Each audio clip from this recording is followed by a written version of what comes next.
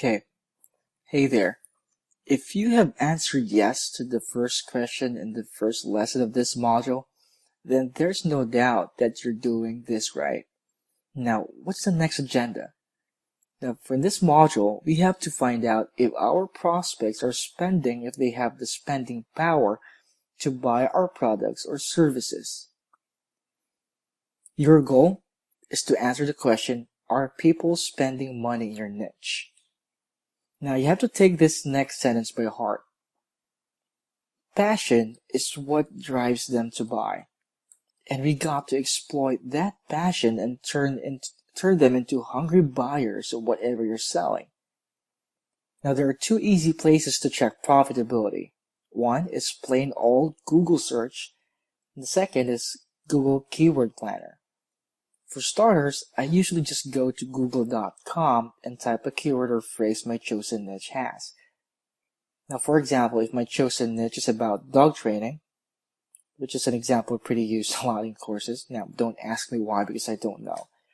I just felt like using it as an example since dog training is an example of a passionate niche. Now, you need to think like your prospect and come up with a phrase that you think they are more inclined to type. Okay, so if someone's searching for dog training tips, the usual phrase they would type would be how to train my dog, and not dog training exactly. So for this example, I'm just going to type the phrase how to train my dog on the Google search bar.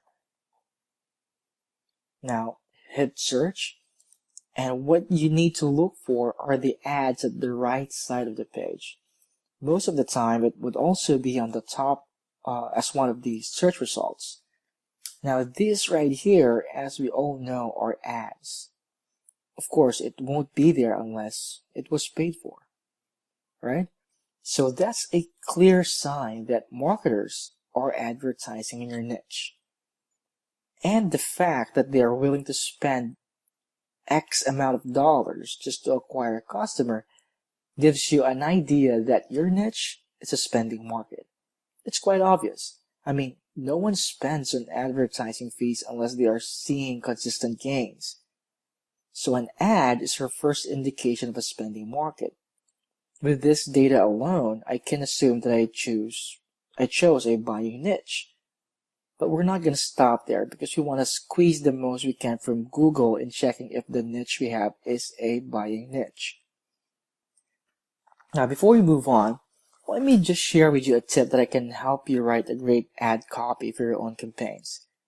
What I'd like you to do is take a screenshot of the ads that would pop up based on your keyword phrase, and then come back after a week or two using the same keyword phrase and see what changed. Normally, you'd see different ads from before, but if ever you did find an ad that's still the same from the last time, write down that ad and include it in your swipe file. Why? The fact that they have the ad up and running for almost 2 weeks means only one thing, that it's working. And since it is working, we can also probably use it as an inspiration for your own ad campaign or even your own copy. Okay? So moving on, the next way, which is more specific, is to go to Google Keyword Planner and check the cost per click or CPC of a certain keyword.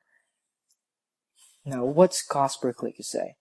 Cost per click is the amount of dollars that the advertiser has to pay every time someone clicks on their ad.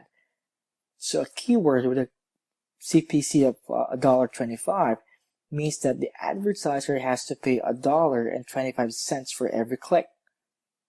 So how are we going to do that?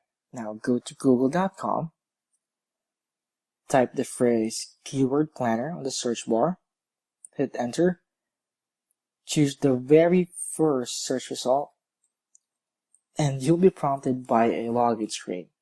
All you have to do is sign up to AdWords. Don't worry, just because you signed in, it doesn't mean that you have to advertise. Okay? So now, once you've signed in, click on the search for keyword and ad group ideas. Now, once clicked, you now have a field to put in your keyword.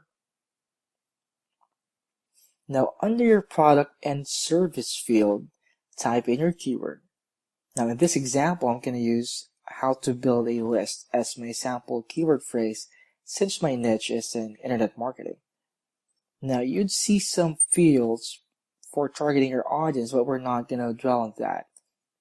You can change the country if you like or languages, but I think you'd want to leave it out like that since US would be your main audience. You can add UK if you want, but we just want to get a feel of the whole process. So scroll down a bit and you'll see other fields such as negative keywords and average monthly searches, but it doesn't matter. All we're after is to see what's the estimated amount of dollars per click we can have using that keyword. All you have to do is click Get Ideas. Now wait for it. On the right side of the screen is a tab that says Keyword Ideas. You'll see how much traffic that exact search term gets per month, and the important part is the suggested bid if ever you're going to advertise using that keyword. Now, I'm currently in the Philippines, so the currency on the screen is a peso amount and not in dollars. Anyway, 105 and 89 pesos is roughly equivalent to $2.46, since a dollar is equivalent to 43 pesos. Now, if I see a cost per click of $1 and above, the higher the better, I really go after that niche. It just means that the niche I chose is profitable since advertisers are willing to spend that much for a single click. Now, the higher the suggested CPC bid, the better it is to choose that niche. Now, if you scroll down a bit, you'd see that right below there are other keyword ideas that are closely related to your keyword. You can also check the Ad Group Ideas tab, and you'll see some keywords related on list building having as high as $20 per click. Now again, we're doing this to make sure that your competitors are spending money on your chosen market. Now if they're not, then there's probably no money in there in the first place. Okay, that's it for lesson 2. Now, on the next lesson, we're going to analyze your niche if it is the right market for a long-term business.